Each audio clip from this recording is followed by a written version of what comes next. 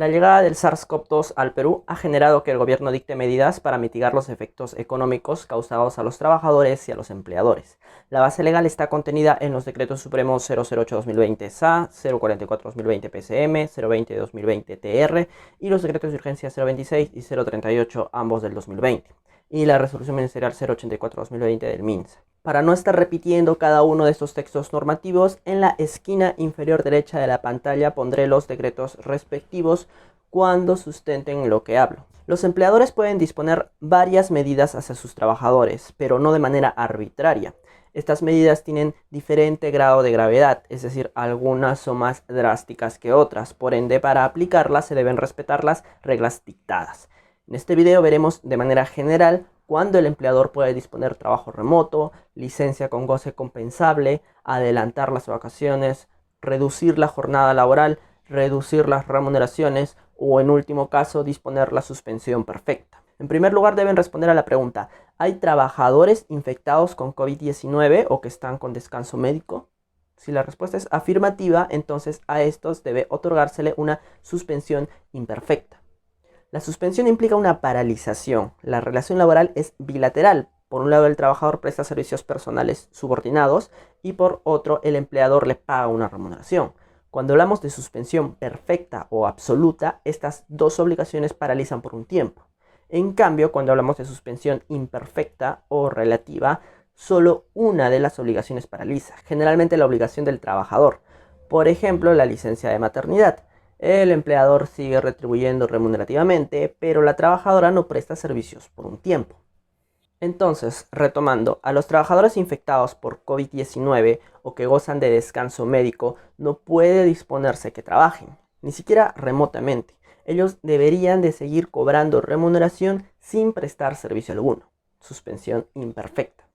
En segundo lugar, se debe responder a la pregunta: ¿es posible que los trabajadores presten servicios desde su domicilio?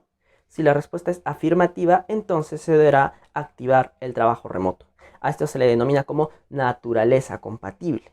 Los equipos para poder prestar el servicio desde el domicilio del trabajador o el lugar donde esté aislado los puede proporcionar el empleador o el mismo trabajador. Cuando los proporcione el trabajador, se puede pactar que los gastos adicionales sean compensados. Pero antes de disponerse quiénes prestarán servicios de esta manera, se deberá priorizar a los trabajadores que constituyan grupo de riesgo, es decir, personas mayores de 60 años o que sufren de hipertensión arterial, diabetes, enfermedades cardiovasculares, enfermedad pulmonar crónica, cáncer u otros de inmunosupresión. Pero, en tercer lugar, va a haber casos en los cuales la naturaleza sea incompatible, porque se requiere la presencia física del trabajador de manera indispensable, porque se deben utilizar herramientas o maquinarias que solo pueden utilizarse en el centro de trabajo. Entonces deberá otorgársele al trabajador una licencia con goce sujeta a compensación posterior. Esta es una condición especial porque se suspenden las labores del trabajador mientras sigue recibiendo una remuneración, pero luego tendrá que compensarlo, quedándose más horas en el trabajo de las que dicta su jornada ordinaria. Sin embargo, va a haber algunos casos en los cuales no sea posible que compensen horas, porque, por ejemplo, la jornada ordinaria del trabajador sea de 24 horas continuas, o porque la naturaleza de sus labores sea riesgosa, que de ampliarse la jornada laboral pondría en riesgo su salud, o que la propia jornada por horario de atención ya esté sujeta en la ley y no se pueda variar. En estos casos no se podría dar la licencia con goce sujeta a compensación posterior porque es inviable dicha compensación. Por otro lado, están los trabajadores de cuyas empresas han sido gravemente afectadas económicamente, por lo que se hace prácticamente inviable que se les otorgue licencia con goce. Para estos dos únicos casos surge el escenario de las medidas alternativas.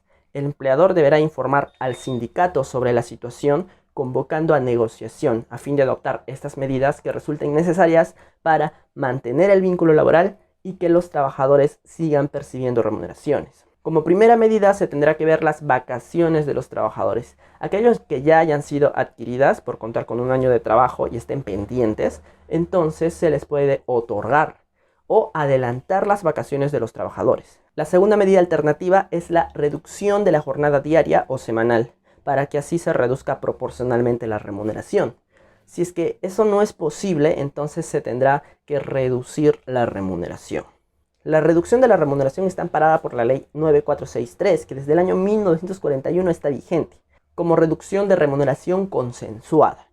Por otro lado, la reducción de remuneración unilateral por causas objetivas estaba reconocida por el TUO del Decreto Legislativo 728, pero luego, producto de una sentencia que la aplicaba y fue criticada por la gente a través del lema "ni un sol menos", entonces los congresistas, sin mucho análisis, modificaron esa ley bajo el sentido que la sola reducción de remuneraciones constituía un acto de hostilidad equiparable al despido. Esto en el año 2017 mediante Ley 3709. Pese a que criterios del Tribunal Constitucional desarrollaban cuándo resultaba constitucional esta reducción. En estos tiempos resulta importante esta facultad, puesto que de no existir consenso entre el empleador y el trabajador sobre la reducción de remuneraciones, entonces al empleador no le quedaría más que suspender la relación perfectamente. Y eso sería peor.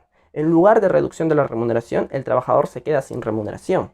Pero yendo un poco más allá, si es que el empleador se le permite unilateralmente suspender perfectamente la relación laboral, es decir, quitar al 100% la remuneración del trabajador, entonces también podría reducirla. Esto bajo el principio de quien puede lo más, puede lo menos. Y si queda duda, esta interpretación se debe acoger de otro principio, in dubio pro operario. La duda favorece al trabajador. Pero claro, si es que hay consenso y aceptación sobre la reducción remunerativa, no habría inconvenientes legales interpretativos, por lo que será la mejor opción para evitar incertidumbres. Claro que la reducción no podrá ser menor a la mínima vital, es decir, 930 soles. ¿Y todo esto por qué? Porque nos estamos quedando sin medidas. Si es que no es posible reducir la remuneración y no existe otra posibilidad para mantener el vínculo laboral y la percepción remunerativa, entonces no quedaría más que aplicar la última medida, la suspensión perfecta. Es decir, que por un tiempo determinado se suspende tanto los servicios del trabajador como su remuneración. El trabajador no percibe ingresos. Pero para optar por esta medida, el empleador debe atravesar una afectación económica que se mida por ratios. La ratio es una magnitud que mide la relación entre dos variables. Una ratio económica analiza el estado de contabilidad de dos momentos determinados. Si es que la empresa desarrolla actividades esenciales, entonces se deberá comparar entre la remuneración total de los trabajadores en planilla de marzo de 2020 sobre las ventas de marzo de 2020 con la remuneración total de los trabajadores en planilla de marzo de 2019 sobre las ventas de marzo de 2019. Y si exceden 6%, entonces podrá disponerse la suspensión perfecta. Esto para las micro y pequeñas empresas. Para las medianas y grandes empresas, el porcentaje es del 13%. Si es que la empresa presta servicios no esenciales, entonces el porcentaje es del 4% para las micro y pequeñas empresas y de 11% para las medianas y grandes. Los porcentajes cambiarán al próximo mes, tal como se ve en la siguiente gráfica. Te dejaré un enlace en la descripción de este video. Claro que si las ventas del mes previo es de 0 soles, claramente se puede aplicar la medida de suspensión perfecta. ¿Y qué pasa con las empresas que no tienen un año de funcionamiento todavía? Para esos casos la comparación se hace a partir del ratio promedio mensual de los 3 primeros meses en lugar del mes del año anterior. Ahora es importante saber que la exposición de motivos de la empresa constituye documento de declaración jurada, que es presentada remotamente a la Autoridad Administrativa de Trabajo. Declaración que está sujeta a verificación posterior por parte de la Autoridad Inspectiva del Trabajo, quien deberá verificar la información presentada. Si es que la información es falsa, se deja sin efecto la suspensión y el empleador está obligado a abonar la remuneración de los trabajadores y además reanudar inmediatamente las labores cuando así corresponda, claro. La Autoridad Administrativa de Trabajo emite la resolución en 7 días hábiles. Si no lo hace, opera el silencio administrativo positivo, es decir, se da por aceptada la solicitud, siempre sujeto a fiscalización posterior. Puedes ver más videos del canal como qué es el silencio administrativo positivo a través de los siguientes vídeos y otros aquí sobre derecho laboral peruano. Si has llegado hasta aquí, supongo que te interesan estos temas, así que puede ser buena idea que te suscribas al canal. Nos vemos.